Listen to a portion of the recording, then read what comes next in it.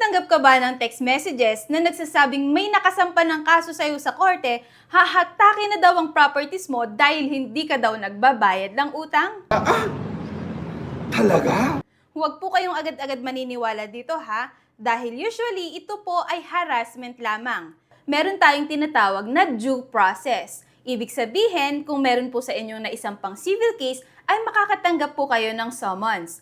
At kung may naisampa naman po sa inyong criminal case, ay makakatanggap po kayo ng subpoena o subpoena, kung saan po kayo masaya. Boss, ba't supuena? Pronounce. Yun ang gusto ko eh.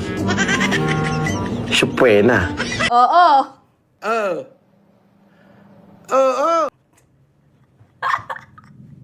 Ganon din po kapag ka mga hearing. Hindi po text ang matatanggap ninyo, kundi notice of hearing. Papel po ito, parang letter na maipapadala po sa address ninyo.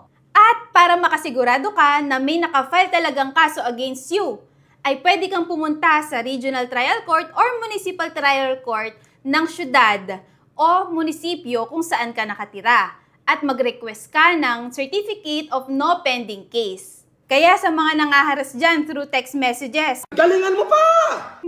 ako po si Attorney Carla Micalitis and this is The Legal Lens.